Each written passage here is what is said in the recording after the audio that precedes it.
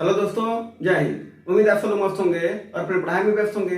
चलिए आज आप सभी को फिर से मैथ का प्रैक्टिस करवा दिया जाए और आज है प्रैक्टिस सेट 2। ठीक है, आपको बताया भी थे कि 10 से 15 क्वेश्चन की प्रैक्टिस कराई जाती है। वो एसएससी के भी एग्जाम के लिए, रेलवे के भी एग्जाम के लिए, यूपीपी और यूपीएसआई, ठीक है, इन सभी एग्जाम के लिए। ठीक है, अच्छा बात कर रहे हैं कि आज रेलवे एग्जाम के कुछ क्वेश्चन को आज लिया जाएगा, देखा जाएगा कि इसके कैसे क्वेश्चन रहते हैं। ठीक है, और इसी जैसे क्वेश्चन बोला हुआ यूपी कांस्टेबल में क्वेश्चन पूछे जाते हैं, तो क्वेश्चन को देखा जाएगा, भी समझा जाएगा आपको। ठीक है, और उसके पहले हम आपको ये भी बताते हैं कि आपको बताते भी है ना कि कुछ ना कुछ फार्मूलों का रिवीजन कराते रहते हैं, ताकि पहले आप फार्मूलों का रिवीजन करिए, फिर उसके बाद प्रैक्टिस करा जाएगा। ठीक है, फार्मूले होते हैं ये अलग होते हैं, प्रैक्टिस अलग रहेगा और फार्मूले अलग। जैसे मान लीजिए कोई फार्मूले आप भूल रहे हैं, जैसे कल आपको मेंसुरेशन का बताए थे, तो आप फार्मूला बोल रहे हैं तो उसको आप देखेंगे तो एक बार ध्यान आ जाएगा। ठीक है ना, तो बस उसी तरीके से, और कभी कभी जरूरत पड़ेगी तो चैप्टर को शॉर्ट तरीके से पूरी चीजों को समझा दिया जाएगा, फिर प्रैक्टिस चलता रहेगा। ठीक है, चलिए तो आज समझते हैं हम लोग। फार्मूला आता है बहुभुज को लेकर के, बहुत से सवाल बनते हैं बहुभुज को लेकर के। ठीक है, और रेलवे में तो बनते ही बनते हैं सवाल। ठीक है, चलिए तो बहुभुज को लेकर के क्या बनता है, पहला फार्मूला बनता है कि n बहुभुज वाले n भुजाओं वाले, सॉरी यहाँ पर क्या है, n भुजाओं वाले बहुभुज के आंतरिक कोणों का योग। ठीक है, फिर दूसरा, n भुजाओं वाले बहुभुज के प्रत्येक आंतरिक कोण, यहाँ पर ध्यान दीजिएगा, प्रत्येक आंतरिक कोण की बात करेगा तो हम कौन सा फार्मूला लगाएंगे। फार्मूला अगर नहीं पता ना तो सवाल नहीं लगा सकते हैं आप। ठीक है ना, दूसरी बात करा जाए कि n भुजाओं वाले बहुभुज के बाह्य कोण का योग, और तीसरा ना ये, और चौथा n भुजाओं वाले प्रत्येक बाह्य कोण, इन सभी का फार्मूला क्या होगा। ठीक है, फिर बच्चों पर बात करते हैं, फिर छठे में बात करते हैं। तो देखिए n बहुभुज के आंतरिक कोणों का योग होता है n-2 इंटू 180, ये होता है उनका कुल योग। ठीक है, अभी बता भी देंगे कि कैसे आपको रखना है। प्रत्येक आंतरिक कोण की बात करेगा तो n-2 इंटू 180 और अपान n कर दीजिएगा, यानी n से भाग दे देंगे तो प्रत्येक निकल जाएगा, यानी भुजाओं की संख्या से भाग दे देंगे। तो बात करें बाह्य कोण का योग, तो बाह्य कोण का जो योग होता है वो हमेशा होता है 360 डिग्री, और यहाँ पर 360 से जब n से भाग दे दिया जाता है 360 में, तो प्रत्येक बाह्य कोण निकल जाएगा। ठीक है, अच्छा एक सवाल ऐसे भी आता है कि अगर n भुजाओं वाले बहुभुज के आंतरिक कोणों का योग और बाह्य कोणों का योग का अनुपात क्या है, यानी पहला और तीसरा का अनुपात क्या है, उसको भी समझ लिया जाए। आइए देखते हैं तो क्या हो जाएगा, जरा देखिए, आंतरिक कोणों का योग बटा बाह्य कोणों का योग, यही ना। तो क्या हो जाएगा, n-2 इंटू 180 अपान 360 है ना, ये 360, ये दो बार में कट जाएगा, क्या आया, n-2 अपान 2। अब देखिए सवाल कैसे पूछता है, अब उसको समझ लेते हैं। अच्छा ये इतना नहीं है, ये आंतरिक कोणों के योग और बाह्य कोणों का योग का अनुपात है, और अगर यही बात करा जाए कि प्रत्येक आंतरिक कोण और प्रत्येक बाह्य कोणों का अनुपात भी यही होता है, जरा देखिए n से कट जाएगा, फिर वही चीज आ जाएगा, तो उसका n-2 अपान 2 हो जाएगा कि नहीं हो जाएगा। अब फिर सवाल कैसे बनता है, अगर मान लीजिए यहाँ पर कहते हैं 10 भुजाओं वाले, 10 को लेकर के चलते हैं। ठीक है ना, 10 भुजाओं वाले बहुभुज के आंतरिक कोणों का योग बताइए, बस n का वैल्यू यहाँ पर 10 रखना है, 8 इंटू 180 का गुणा कर देंगे, योग आ जाएगा। अगर कहते हैं कि प्रत्येक आंतरिक कोण बताइए, तो 10 रख देंगे यहाँ पर, 10 माने तो 8 गुणे 180 बटे 10 कर देंगे, जो आएगा आंसर हो जाएगा।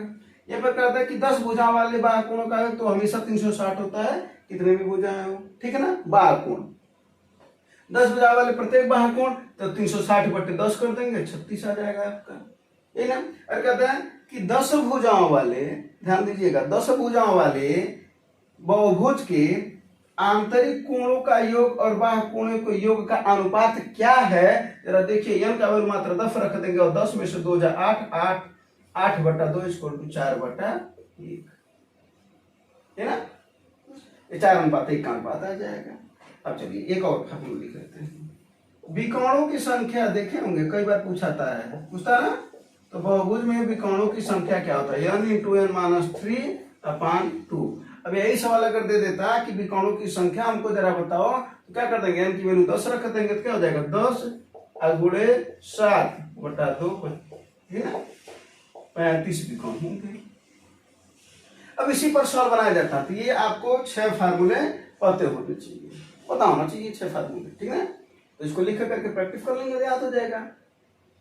चलिए अब इसी पर सवाल बनता है, कभी कभी ये जैसे तो हम सीधा सवाल बनाए हैं, वो कभी कभी हो सकता है आंतरिक कोणों का योग दे दे और भुजाओं की संख्या पूछे, प्रत्येक आंतरिक कोण दे दे और भुजाओं की संख्या पूछे, ठीक है, वो पूछ तो सकता है ना, तो लेकिन पूछेगा तो इसी पर, फार्मूले पता रहेगा तो पूछेगा तो इसी पर। चलिए तो ये चीज हो गया, इसको लिख लीजिएगा। अब हम आपको कराते हैं प्रैक्टिस।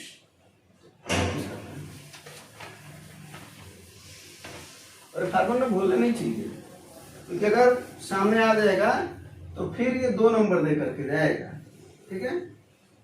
रेलवे में तो एक क्वेश्चन 1 नंबर का होता है, यूपीएसआई में 2.5 नंबर का होता है ना, एसएससी 2 नंबर होता है, तो उतना नंबर दे करके जाएगा। कहने का मतलब एक क्वेश्चन सही होगा आपका। चलिए अब क्वेश्चन को शुरू करते हैं और आपका देखते हैं कि क्वेश्चन क्या है। पहला देखिए, किसी संख्या को इस प्रकार 2 भागों में विभाजित किया जाता है कि एक भाग दूसरे भाग से 14 अधिक है। तो कह रहा और दोनों भागों का अनुपात इतना है। अच्छा, कह रहा दूसरे भाग से, इसका मतलब है कि दूसरे भाग को अगर हम यक्ष मान लें तो पहला भाग कितना हो जाएगा, 14 अधिक है, तो जाहिर सी बात है x+14। और इनका अनुपात यानी पहला बटे दूसरा का अनुपात, तो पहला क्या है, x+14 ही तो है, और ये क्या है, यक्ष है। इसी का अनुपात कितना आ रहा है, 7/5। बस इसी को सॉल्व कर लेना है और जो पूछ रहा है उसका वैल्यू बता देंगे, है ना। चलिए तो संख्या ये आ गई, तो कितना, इसको सॉल्व कर लेंगे, कितना हो जाएगा, 5x+14 70, और इधर आ जाएगा 7x, उधर जाएगा कितना हो जाएगा 70 = 2x, और x की वैल्यू आ जाएगी 35, ठीक है। तो पूछ रहा है वह संख्या ज्ञात कीजिए, तो संख्या क्या हो जाएगी, 35 हो जाएगी, क्योंकि वो संख्या में x माने हैं, है ना।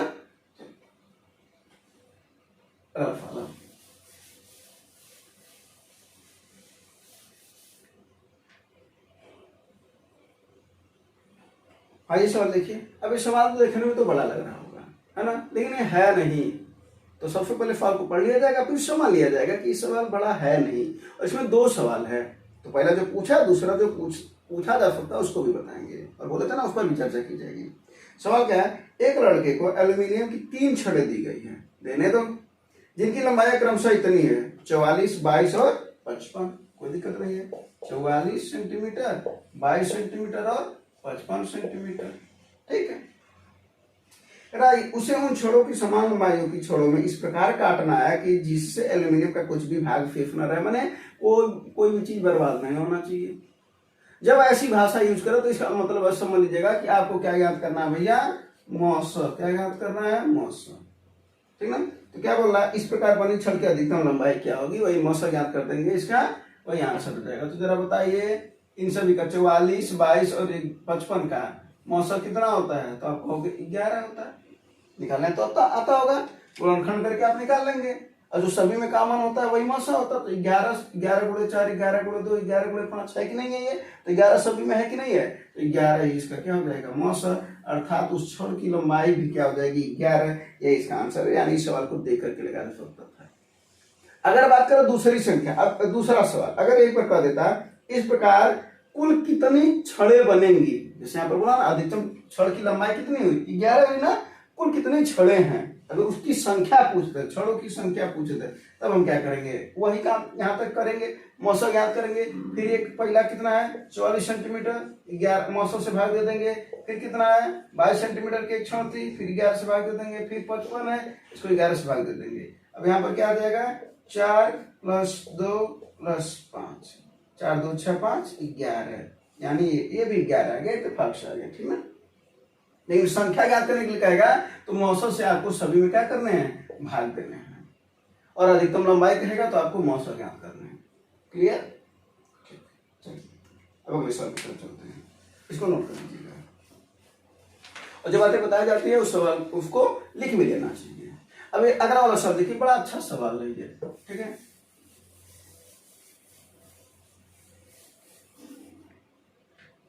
क्या कर रहा है, जब एक साइकिल निर्माता साइकिल का विक्रय मूल्य 50% घटा देता है, कब, जब घटाता है, तो क्या हो रहा है देखते हैं। करा तो बिकने वाली साइकिलों की संख्या तेजी से 700% बढ़ जाती है। कहने का यही मतलब हुआ कि जैसे देखते हैं कि आज जो कोई त्योहार होता है, दिवाली होता है, होली होता है, ये सब त्योहार पर छूट मिलते हैं, तो वो क्या करता है कि अपने दाम को घटा दिया गया, यानी बेच रहा था कुछ में, अब वो अपने दाम को, बेचने वाले दाम को घटा दिया गया, तो जाहिर सी बात है क्या कहा जाता है, ज्यादा लोग वहां पर ज्यादा ग्राहक जाएंगे, जब ज्यादा ग्राहक जाएंगे तो संख्या बढ़ेगी। वही बात कर रहा है, उसी सवाल को यहाँ पर दे रखा है कि साइकिल के दाम में 50% की कमी कर दी गई विक्रय मूल्य में, तो 700% बढ़ जाता है। और आरंभ में निर्माता को 140% का लाभ होता था, तो नया लाभ प्रतिशत होता। जरा देखिए सवाल तो ठीक ठाक है, ठीक है ना, लेकिन आइए समझते हैं इसको, ये बात करते हैं।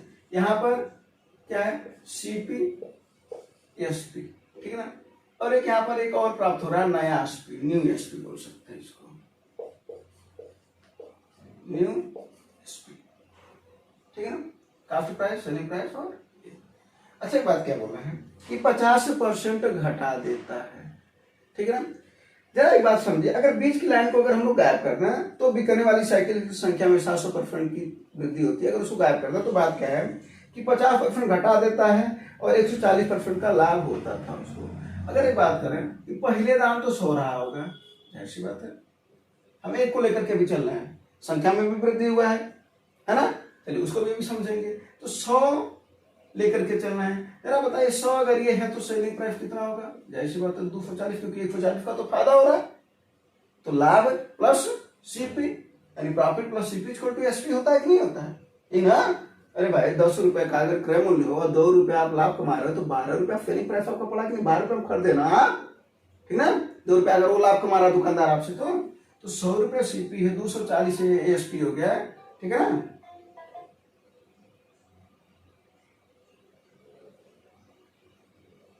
हाँ, तो क्या होगा, 240 एसपी हो गया। अब क्या बोला है, तो बोला है कि 50% अब घटा दिया जाता है, ये था अब तक, अब 50% घटा देंगे। क्या घटा गया, सेलिंग प्राइस घटा गया ना। अब तो नया में जो न्यू एसपी है वो कितना हो जाएगा, इसका 50% घटा देंगे, तो इसका मतलब वो 120 रुपये में बेच रहा है कि नहीं बेच रहा, ये तो बात हुआ। सीपी 100 था, 40% 140 का लाभ हो रहा तो 240 हो गया, लेकिन अब न्यू एसपी जो है वो क्या किया, 50% घटा दिया, 120 में बेच रहा है वो। इस तरीके की एक की जगह पर 8 साइकिल बिक गया। देखिए बात बताता है परसेंटेज, जो 1 पर फायदा होगा वही 8 पर फायदा होगा। तो आंसर तो यहीं से आ गया कि पहले 100 था और ये 120 हो गया है, तो प्रॉफिट साफ साफ दिख रहा है कितने का, प्लस 20% का साफ साफ दिख रहा है, क्योंकि जो 1 पर होगा वही उस पर होगा। नहीं समझ में आ तो आइए समझ लेते हैं। 1 से हो गया 700% की वृद्धि हुई, तो यानी इसका मतलब 1 पहले था, 7 और वृद्धि हो गया, यानी 8 हो गया है, यानी अब 8 साइकिल बिक रहे हैं। तो अगर 8 साइकिल बिक रहे हैं तो 8 का दाम निकाल लेंगे, तो 8 का कास्ट प्राइस उसको कितना पड़ेगा, 800, और न्यू एसपी कितना पड़ेगा, क्योंकि इसी पर तो बेच रहा था, तभी तो उसके संख्या में वृद्धि हुआ है। तो न्यू एसपी कितना हो जाएगा, 12×96 960। अब जरा बताइए यहाँ पे प्रॉफिट कितना है, तो आप कहेंगे कि प्रॉफिट है 160। किस पर होता है प्रॉफिट, कास्ट पर, कास्ट प्राइस पर, इंटू 100, 0000, 8 दूना 16। जरा बताइए 20% आया कि नहीं आया। वही बोला है कि जो 1 पर फायदा होगा वही 8 पर होगा, वही 10 पर होगा, ठीक है, वही 20 पर होगा। लेकिन सवाल अच्छा था, है ना, ठीक। एनटीपीसी का एग्जाम का सवाल था ये 2021 स्टेज 2 का सवाल था, यानी टायर 2 का, मेंस का, ठीक है ना। चलिए अगले सवाल पर चलते हैं।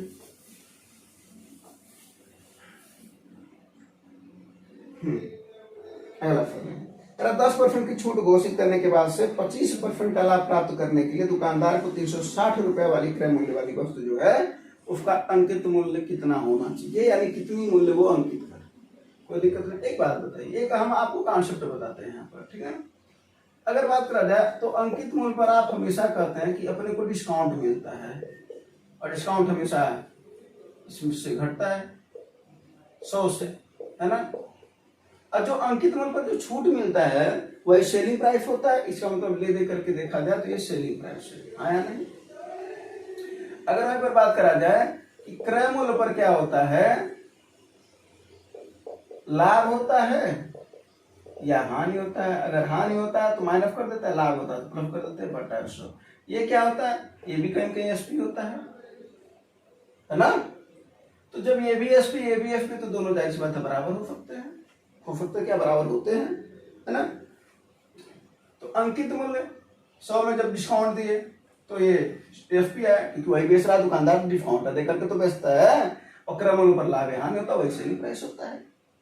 ये दोनों कहते हैं बराबर है। जरा देखिए, अगर ऐसा सवाल आए जिसमें अंकित मूल्य, छूट, क्रय मूल्य, लाभ या हानि दो में से कोई एक की अगर चर्चा कर रहा हो ना, तो हमेशा यही कॉन्सेप्ट आपको नोट करके लिखना है, तैयार करना है। तो 100 से 100 ये हट जाएगा। जरा देखिए कितना आसान से सवाल आ जाएगा। अंकित मूल्य को अगर मान लेते हैं यक्ष, डिस्काउंट कितना, भी अंकित मूल्य तो जानते ना, डिस्काउंट कितना 10, इसका मतलब है 90 बराबर क्रय मूल्य कितना है 360 और गुणे लाभ हो रहा है ना 25% का लाभ हो रहा, तो जाहिर सी बात है ऐड करेंगे ना, यानी 125। बस कितनी बार में कट जाएगा, 4 बार में ना, और 125 चौके 500, यानी अंकित मूल्य कितना है 500 रुपये। इसी तरीके से और सवाल पूछा, जैसे इसमें अंकित मूल्य पूछा, बाकी 3 दे रखे थे, वैसे हो सकता है छूट पूछा, बाकी 3 दे रखे हो, वैसे हो सकता है कास्ट प्राइस पूछा, बाकी 3 दे रखे हो, वैसे हो सकता है लाभ पूछा, बाकी 3, यानी सवाल तो खूब बनते हैं, और उसका वही काम होता है एग्जामिनर का, सवाल को इधर करना फिर उधर करना, है ना। तो ये सवाल समझ में आया, इस कॉन्सेप्ट को नोट करने की जरूरत है, इस कॉन्सेप्ट को नोट कर लीजिएगा, ठीक है। और इसमें बड़े अच्छे अच्छे सवाल बनते हैं, जब चैप्टर पढ़ाएंगे ना तो पूरा फॉल बताएंगे इस पर। डिस्काउंट के मैक्सिमम फॉल 50 to 60% फॉल इसी फार्मूले पर लगते हैं, 60% सवाल अकेले इसी फार्मूले पर लगते हैं, ठीक है ना। हाँ, तो ये कॉन्सेप्ट है, इसको ध्यान देंगे तो सवाल लगा लेंगे आप भी। चलिए अगला सवाल देखा था।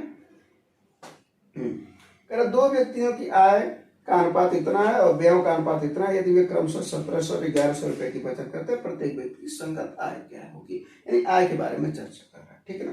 अच्छा देखिए, तो आपको बता देते हैं कि अच्छा एक बात तो ये बताता हूँ मैं आपको, अगर इस सवाल का अगर आपको देख करके आंसर देना है तो देखिए एक बात बताते हैं, प्रत्येक व्यक्ति की आय क्या होगी, तो जाहिर सी बात आय का अनुपात तो 7:5, तो 7 के अनुपात में होना चाहिए ना पहला वाला। जरा देखा जाए 5000, पहला तो 5000 दे रखा ना ऑप्शन, क्या 5000 7 के अनुपात में है, नहीं है ना, नहीं हो सकता है। 4500 है, 45 कटता है 7 से, नहीं हो सकता है। 5500 नहीं हो सकता है। 3500 हो सकता है। इसका तो आप देख करके आंसर कर सकते हैं भाई, उस रेशियो में तो होना चाहिए ना, 7 का गुणक तो होना चाहिए। तो 7 का गुणक है कौन सा, चौथा ऑप्शन, और 5 का गुणक कौन सा है, वही 2500 चौथा में से, ठीक है ना। बाकी तो 5 के गुणक थे जो दूसरा है, लेकिन पहले वाले में देखे नहीं थे, तो इस सवाल को देख करके लगाया जा सकता था, ठीक है ना। लेकिन आइए हम आपको समझाते हैं, और इसको समझाएंगे 2 तरीके से, ठीक है। सबसे और ये तो तीसरा तरीका है जो सुपर फास्ट है, ठीक है, लेकिन ये सब जगह नहीं यूज होता है, जहाँ यूज होता है वहां पर समय बहुत ज्यादा बचाता है ना, और आपको एग्जाम में समय बचाने की जरूरत है। चलिए पहले समझ लेते हैं, एक कॉन्सेप्ट बताते हैं। आय बराबर क्या होता है भैया, तो आप कहोगे व्यय प्लस बचत, ठीक ना, ये होता है।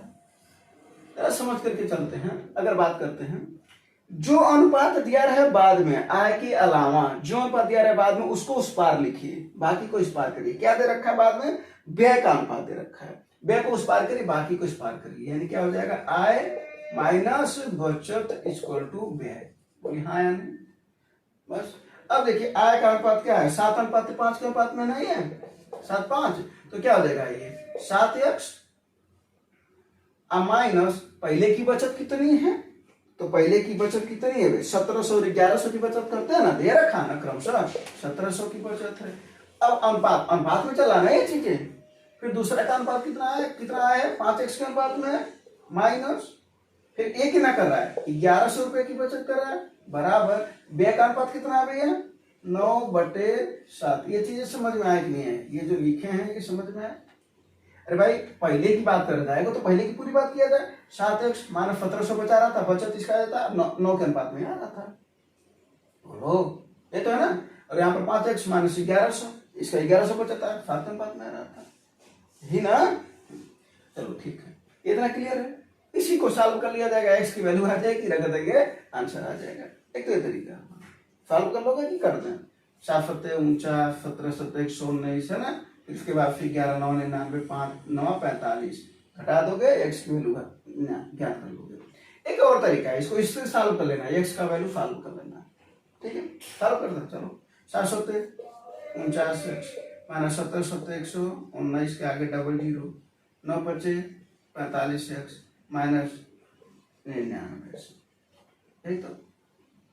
इसको दर पे देते क्या हो जाएगा, 45 49 में 45 आएगा 4x, और ये 11,900 है ना, इधर है 9900, कितना बच रहा है 200 तो बच रहा है, 4 से इसको काट देंगे, x की वैल्यू आ गई 500, बोलो हाँ या नहीं।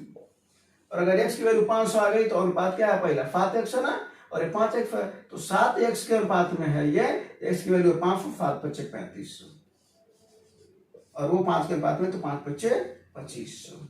और यही तो बोल रहे थे हम कि देख करके आंसर आ सकता था, 7 के अनुपात में तो होना चाहिए, है ना, तो 7 के अनुपात में था वो, तो आ गया था, ठीक है। ये एक तरीका हुआ। एक और तरीका इसको जल्दी से लगाने का क्या हो सकता है, उसको भी बता देते हैं। अगर बात कर रहा है कि क्या पहले कितना था, आय का अनुपात 7 और 5 का, ठीक है, फिर हम देखेंगे बाद में क्या हो जा रहा है, तो आप कहोगे 9 और 7 का, ठीक है। ये हो गया आय, ये क्या है भैया, बचत है ना, व्यय, और फिर बचत इनके क्रमशः लिख दो। ये हो गया 1700 और ये हो गया 1100। करना क्या है जरा वो देखिए, 3 से 3 गुणा करिए, पहला काम 7 सत्ते 49 और 5 9 पच्चे 45, यानी यहाँ आया 49 और यहाँ आया 45, और इसका लेना है अंतर। क्या करना है, लेना है अंतर। तो 49 और 45 का अंतर आएगा 4, उसको नीचे लिखेंगे, अंतर को कहाँ लिखेंगे, नीचे, ठीक है।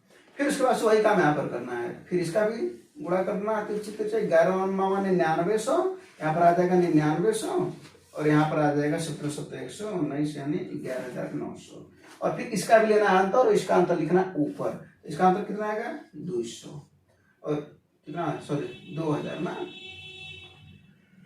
ठीक है। इसके बाद में पहले कहीं गलती किए थे क्या कैलकुलेशन में थोड़ा, हाँ वहां पर 200 हम कर दिए थे, 2000 था, अंतर 2000 आएगा, ठीक है। तो 11,900 और यहाँ पर 1900, ठीक है। अब इसका कितना आएगा 2000, इससे काटेंगे, 4 पच्चे 20, 500। ये जो आया ना, ये 1 की वैल्यू होती है, किसकी वैल्यू होती है, 1 की। हमने क्या किया, अनुपात लिखना है पहले आय का, फिर जो दे रखा है व्यय या बचत दोनों दे सकता है, यहाँ पर उसको लिख देना, फिर उसके नीचे बचत की बात कर रहा हो तो बचत की बात, व्यय की बात करो व्यय की बात, ऐसे लिख देना। पहले गुणा करना है, फिर से यहाँ पर आएगा, इन लोगों का अंतर लेना है नीचे, फिर इनका भी गुणा करके, और इनका अंतर लेना है ऊपर, और जो आएगा वो 1 की वैल्यू होगा। 1 की वैल्यू 500, तो 7 की वैल्यू 3500, 5 की वैल्यू 2500, ये आपका आंसर होगा, ठीक है। वहां पर थोड़ा सा कैलकुलेशन मिस्टेक था, वहां पर है ना 200 कर दिए थे, मात्र 2000 होगा अंतर। अवश्य लगाते हैं, और जरा देखिए, ये वाला भी सवाल साझेदारी का सवाल अच्छा खासा है और आता भी है। मोहन ने कपड़ा व्यवसाय में कितना 1 लाख रुपए का निवेश किया, अब कुछ महीने के बाद 40,000 रुपए लगा करके साझेदार बन जाता है एक और, वर्ष के अंत में दोनों को कुल लाभ का अनुपात कितना है। एक बार बता देते हैं, कोई भी जितना निवेश करता है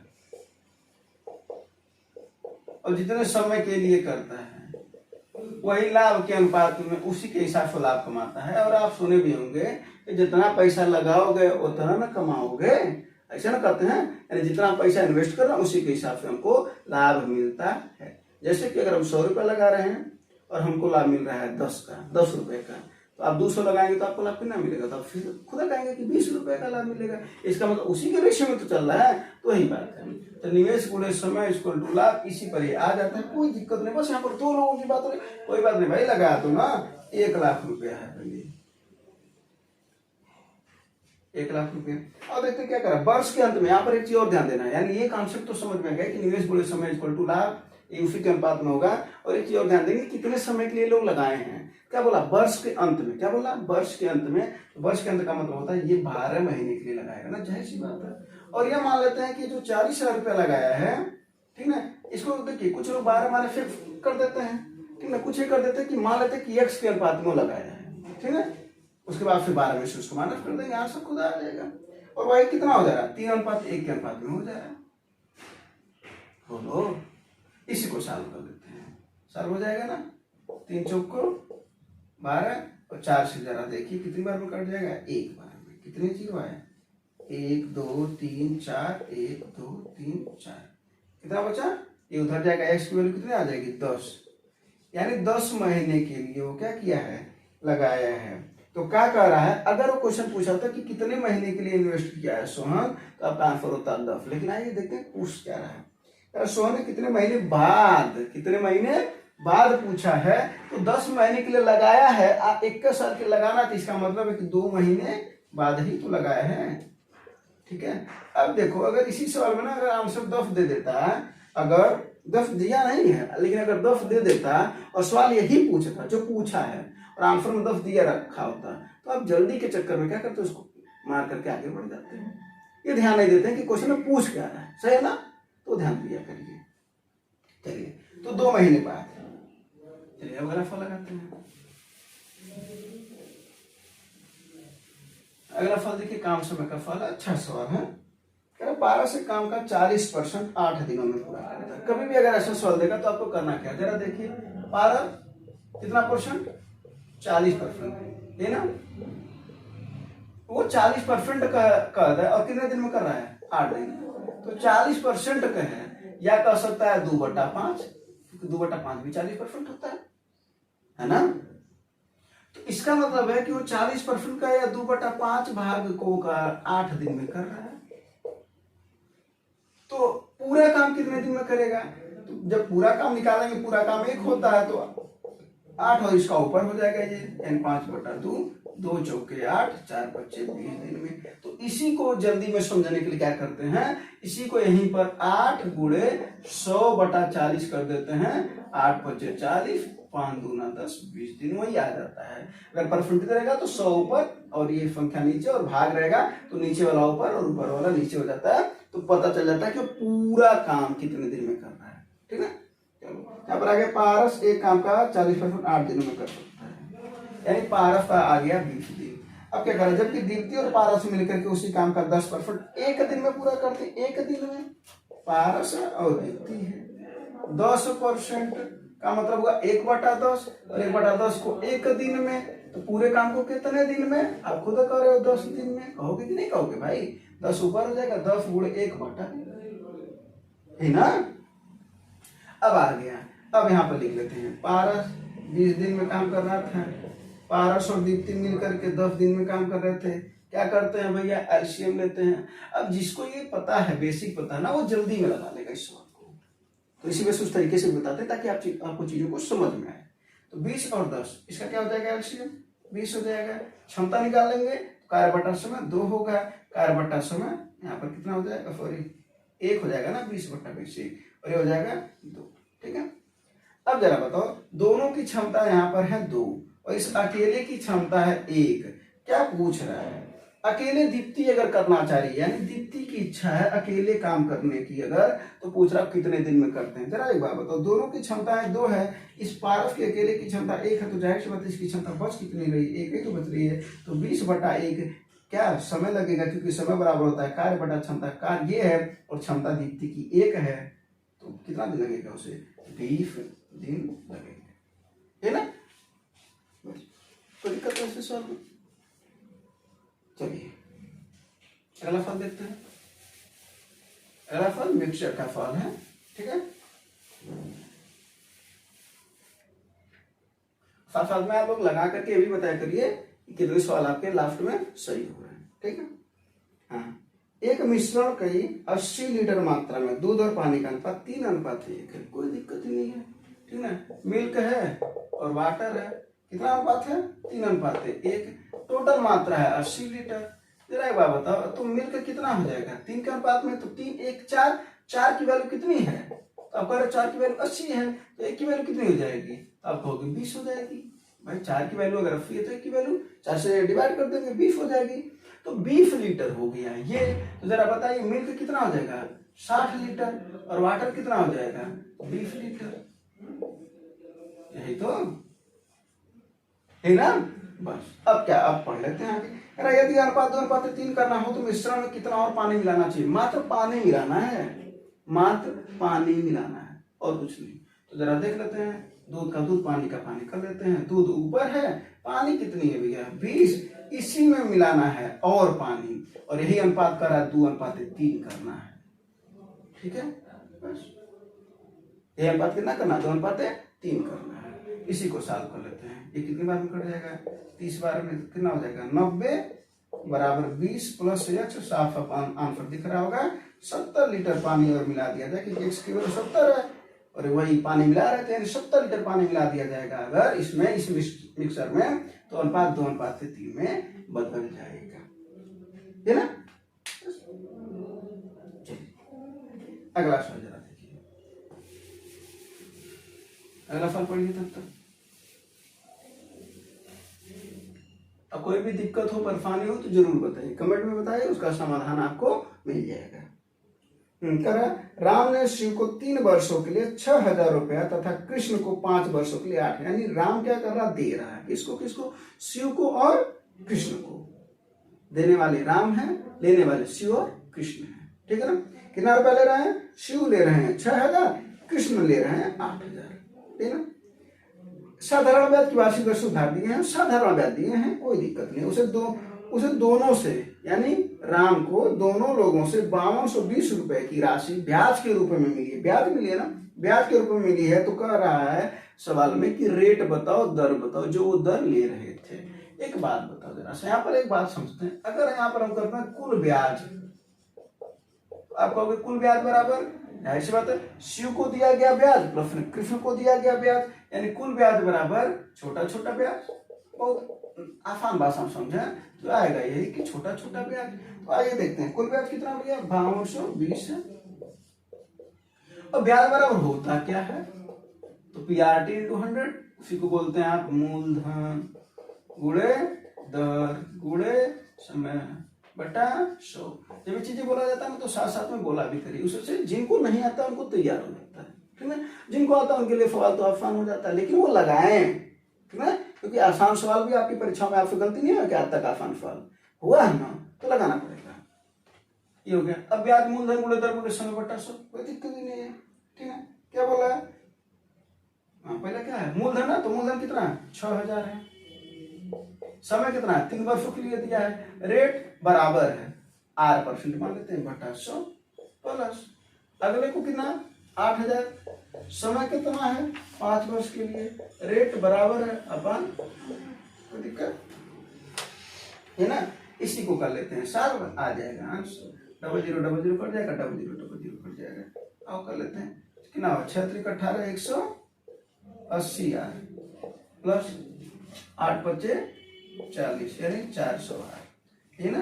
तो 400 और ये 180 यानी 580 R इक्वल टू 5220। 0 से 0 कट जाएगा। अब इसको काटते हैं, है ना।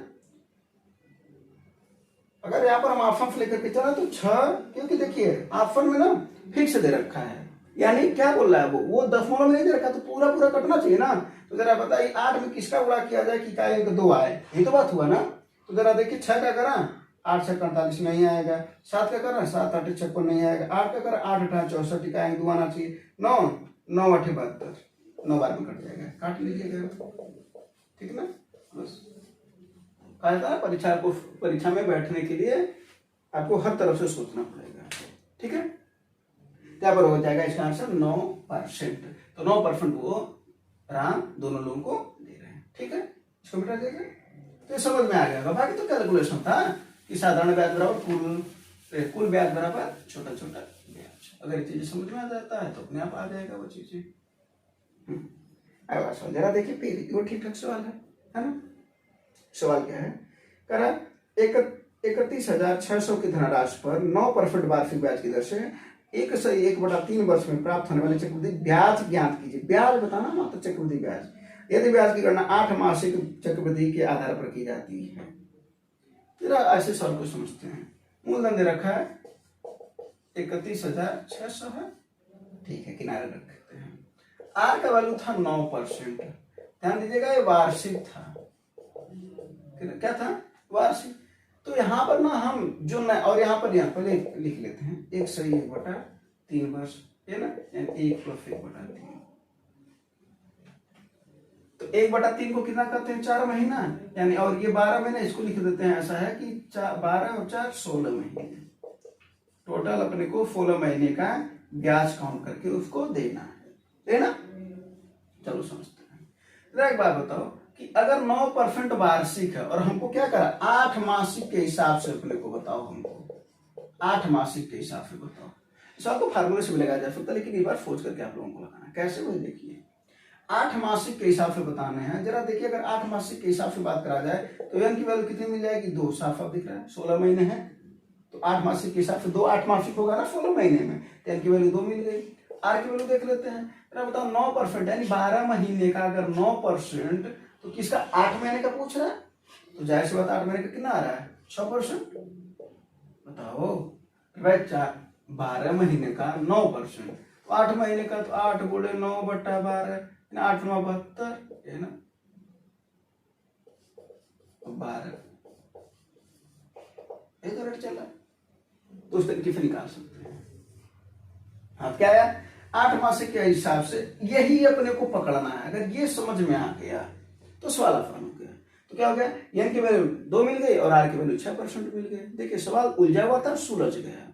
तो एन का वैल्यू 2, आर का वैल्यू 6%। अब हम क्या कर लेंगे, प्रतिशत परिवर्तन टोटल निकालेंगे। अब अपने को 6% मिला, कितनी बार मिला है 2 बार मिल रहा है ना, तो क्या कर लेंगे 6 + 6 + 6 गुणे 6/100। ये तो होता ना a + b + a 100। इसी को सॉल्व कर लेंगे तो कितना आ जाएगा 12.36%।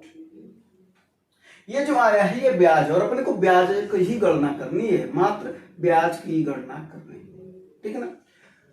तो ब्याज की गणना कर रहे थे, बताओ इतने रुपए पर अपने को इतने रुपए ब्याज मिला है तो निकाल लो ना। तो इसका मतलब है कि अपना ब्याज आ गया, कौन सा ब्याज, चक्रवृद्धि ब्याज क्या आ गया 31,600 गुणे 12.36 6%, अर्थात यही तो वो इतने रुपए का 12.36% निकालेंगे तो ही तो आएगा ना। अब इसका गुणा कर देते हैं, अब इसका गुणा कर लीजिएगा, ठीक है। यहाँ पर निकटतम वैल्यू पूछा, हाँ देखिए अगर निकटतम वैल्यू ने पूछा तो दशमलव से काम बन जाता है, ठीक है। तो इसका जब गुणा करेंगे तो आएगा 39,05.56, उसी को ये 39,06 इसका गुणा कर रखे थे हम, ठीक है ना। गुणा कर लीजिए, इतना फास्ट नहीं कैलकुलेशन है कि तुरंत हमारा गुणा आ जाएगा, ठीक है ना। इसको पहले से कर रखे थे, तो ये आ गया और ये हो गया 39,06, उसको लिख सकते हैं 39,06। एक बार देख लीजिएगा, ठीक है। चीजों को समझते चलना कि कॉन्सेप्ट समझ में आया कि नहीं है, बाकी कैलकुलेशन, हाँ कैलकुलेशन अच्छा होना चाहिए, ठीक है, क्योंकि आप सबको एग्जाम देना तो कैलकुलेशन आपका अच्छा होना चाहिए। चलिए क्या पर हो गया 12.36, ये रेट आ गया था, हमने निकाल दिया। अगर वही अपने को मिश्र धन निकालना होता, यानी ए की वैल्यू निकालनी होती, तो हमारा 112.36% होता है ना। तो 112.36% निकाल लेते, एक और तरीका, नहीं तो मूलधन में हम ब्याज को जोड़ देते, तो अपना क्या आ जाता मिश्र धन, ठीक है। चलिए अगले सवाल पर चलते हैं।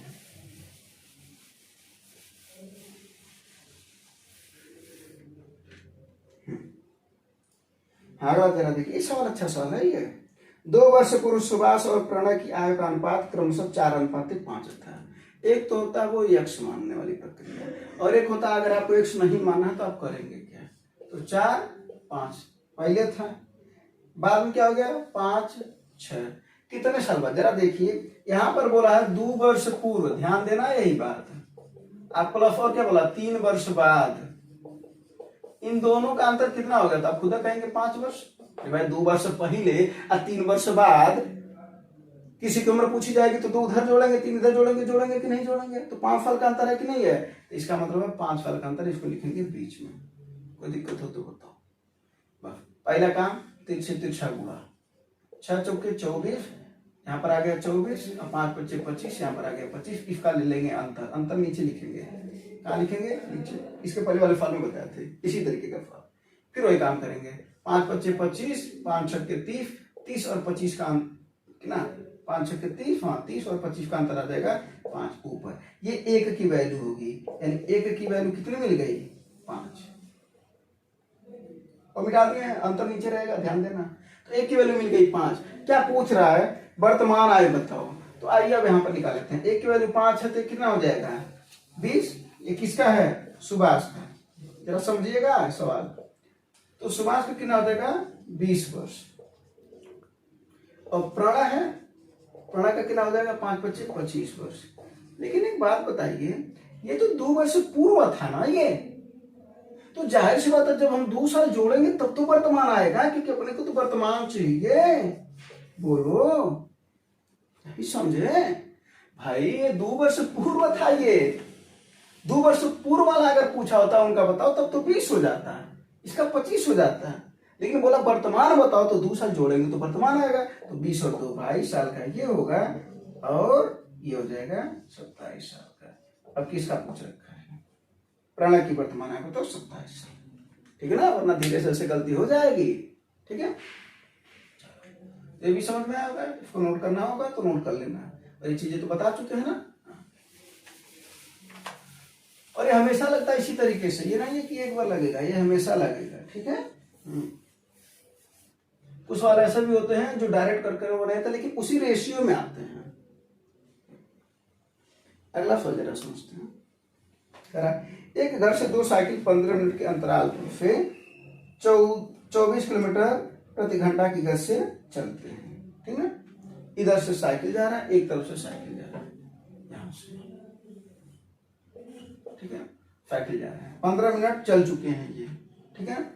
और घर की विपरीत दिशा से एक महिला, यानी ये साइकिल वाले इधर से जा रहे हैं और महिला इधर से आ रही है। ये मान लेते हैं घर है, उसका घर भी है ना, इधर से आ रही है, एक ओवर के देना उसमें, ठीक है? हाँ, तो ये आ जाएगी। क्या बोल रहा था? हाँ, घर की विपरीत दिशा से आ रही एक महिला को और कितनी अधिक चाल से चलना पड़ेगा, यानी कितनी अधिक चाल से चले कि 10 मिनट के अंतराल पर साइकिल से मिल जाए, यानी मिलने का समय दे रखा है। एक बार बताओ, अगर ये 10 मिनट बाद मिल जाएगी तो जाहिर सी बात है उसके बाद फिर ये भी मिलेगा, इसको भी समय तो लगेगा, ठीक है ना? एक बात बताते हैं, हमको क्या याद करना है? अगर यहाँ पर बात करें समय, तो समय बराबर होता है दूरी बटा चाल। लेकिन यहाँ पर एक बात है कि चाल कैसा विपरीत आ रहे हैं, यहाँ पर हो जाएगा सापेक्ष चाल। कोई दिक्कत हो तो बताओ, जरा बताओ समय कितना लगा? 10 मिनट के बाद तो मिल जा रहे हैं, और मिलने का समय यही होता है, मिलने का समय इक्वल टू दूरी बटे सापेक्ष चाल। अब आप निकाल लेते हैं समय, तो समय था 10 मिनट, 10 बटा 60 हो जाएगा, घंटे में आ जाएगा, है ना? दूरी ज्ञात करते हैं। जरा बताओ, साइकिल वाला 15 मिनट पहले निकला है, बोलो 15 मिनट पहले निकला ना, 15 मिनट के अंतराल पर निकल रहा था, तो 15 मिनट पहले, तो इसका 15 मिनट की हम दूरी ज्ञात कर लेंगे, यानी 15 बटे 60 गुणे क्या 24। क्यों? क्योंकि दूरी बराबर क्या होता है, जरा बताओ? चाल गुणे समय, ये तो होता है। तो हमने क्या किया, मिलने का समय इक्वल टू होता है दूरी बटे सापेक्ष चाल। मिलने का समय था 10 मिनट बाद, वो मिल जाने चाहिए, तो 10 बटे 60 कर दिए। फिर उसके बाद से क्या है, अपने को दूरी चाहिए, तो दूरी बराबर था चाल गुणे समय, समय था 15 मिनट, तो 15 बटे 60 कर दे गुणे 24। कोई दिक्कत हो तो बताओ, बटे सापेक्ष चाल। अब जरा बताओ, विपरीत में आते हैं तो चाल क्या होती है, जुटती है। तो जुटती है तो एक का चाल 24 था और महिला की चाल 1 थी। कोई पूछ रहा है, इसी को सॉल्व कर लेना, आंसर आ जाएगा। जरा देखो, इधर से इसको काट देते, 5 से 5 कर दिया, है ना? 5 3 15, 5 दूना 10, 2 से 12 बार में कट जाएगा, 12 3 36 से इधर आ जाएगा, यानी 24 प्लस x इक्वल टू 36, तो x इक्वल टू ये उधर जाएगा तो 12, यानी कितनी चाल है महिला की, 12 किलोमीटर प्रति घंटा, ठीक है? 12 किलोमीटर प्रति घंटा। चलो, समझ में आना? और ये हमेशा बोलेंगे ना, मिलने का समय जब होता है तभी होता है दूरी बटे सापेक्ष चाल, और मिलने का समय 10 मिनट था, उसी पर लग गया। यहाँ पर दूरी भी ज्ञात कर ली है।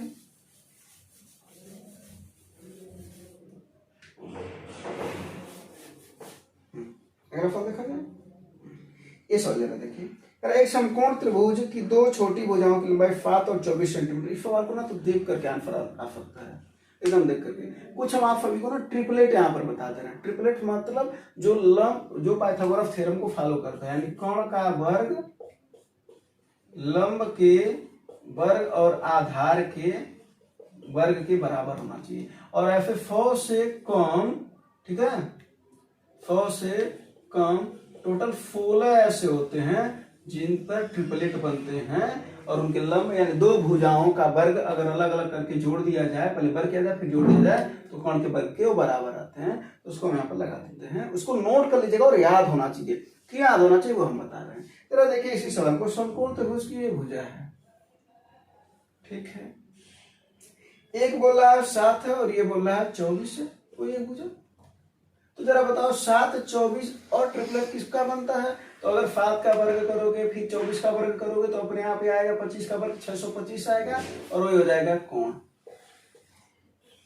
ठीक है। इसी की बात कर रहा है कि अगर इस त्रिभुज की परिवृत्त ज्ञात करना है, परिवृत्त, अब यहाँ पर एक कॉन्सेप्ट नोट करके लिखना, परिवृत्त इसी को बोलते हैं जो उसके तीनों कोणों को स्पर्श करते हुए जाए, टच करते हुए जाए, छूते हुए जाए। अगर परिवृत्त करना है ना समकोण त्रिभुज का, तो देखिए बता दे रहे हैं कि इसका जो कोण है, जो इसका कोण है वही वृत्त का व्यास होता है। नोट करके लिख लो कि वृत्त का व्यास ही जब परिवृत्त बनाया जाता है समकोण त्रिभुज का, तो समकोण त्रिभुज का परिवृत्त ही का कोण, सॉरी, समकोण त्रिभुज का कोण परिवृत्त का व्यास होता है। नोट करके लिखना, समकोण त्रिभुज का कोण परिवृत्त का व्यास होता है। अब एक बात बताओ, अगर ये व्यास होता है तो डी की वैल्यू हो गई 25, तो आर की वैल्यू डी का आधा होता है यार, तो 12.5। जरा देखो इस सवाल को देख करके आंसर लगाया जा सकता था। जितने ट्रिपलेट बताए हैं अगर उस पर सवाल आ जाए तो आप ऐसा कर सकते हैं, है ना। आपको पता है ना 5, 12, 13 में भी बनता है। अब यही सवाल अगर ऐसे दे देता 5, 12 दे देता और पूछता इसकी परिवृत्त बताओ, क्या करते, 13 का आधा आंसर आ जाता है, ठीक है। अगर वहीं पर पूछता है यहाँ पर परिवृत्त तो समझ में आना, अंतःवृत्त अगर पूछता है तो उसको भी हो सकता है अंतःवृत्त पूछे, बाकी इसका हम डिटेलिंग अच्छे से बताएंगे, लेकिन यहाँ पर इतना पहले समझिए क्योंकि डिटेलिंग बताएंगे तो और समय लगेगा, तो पहले इसको समझिए, ठीक है। तो अंतःवृत्त अगर बात कर लेते हैं हम अंतःवृत्त की, ठीक है ना। तो अंतःवृत्त में क्या करते हैं, ये इन छोटी भुजाओं, छोटी छोटी भुजाओं को जोड़ दो, यानी 7 + 24, ठीक है, बड़ी से घटा दो सॉरी, बड़ी से घटा दो और उसका कर दो आधा, वही होता है अंतःवृत्त। समकोण त्रिभुज में अगर अंतःवृत्त ज्ञात करना है समकोण त्रिभुज में, तो दोनों छोटी छोटी भुजाओं को जोड़ दो और बड़ी वाली भुजा में से घटा करके आधा कर दो, अंतःवृत्त की त्रिज्या निकल जाती है। और 7, 24, 7, 31, 31 में से 25 जा 6, 6 का आधा 3 सेंटीमीटर। और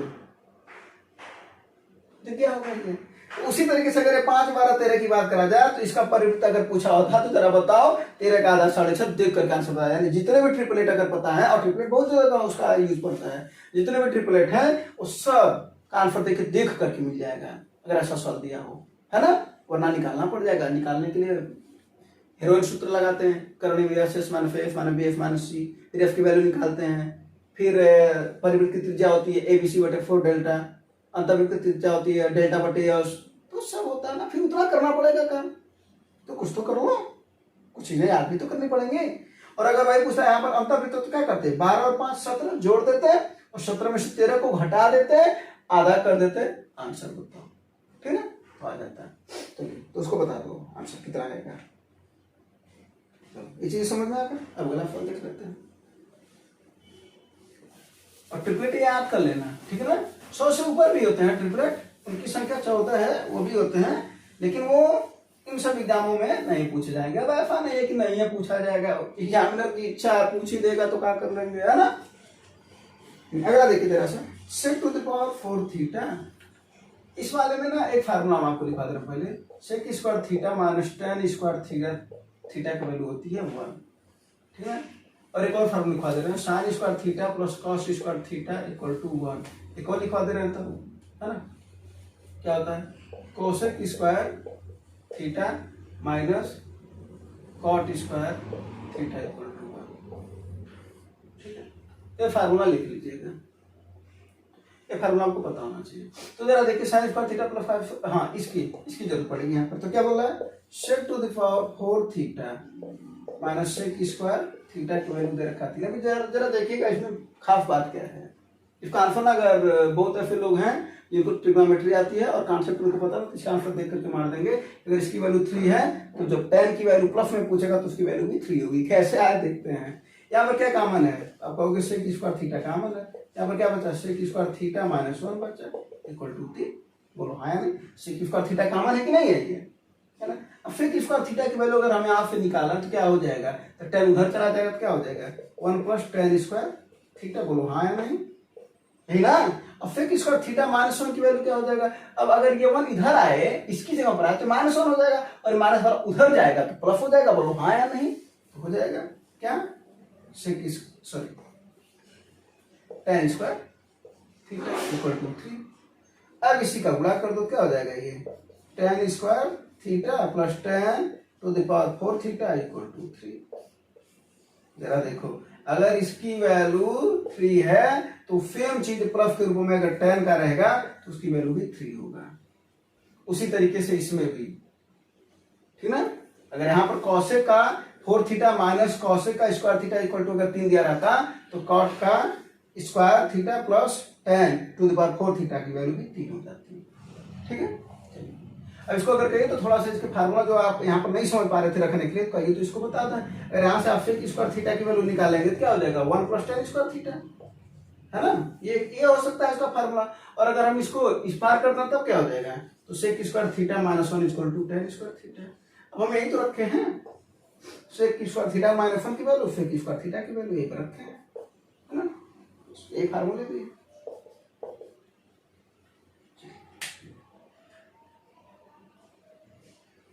हाँ, अभी अगला दिन है। अब देखिए अगला सवाल,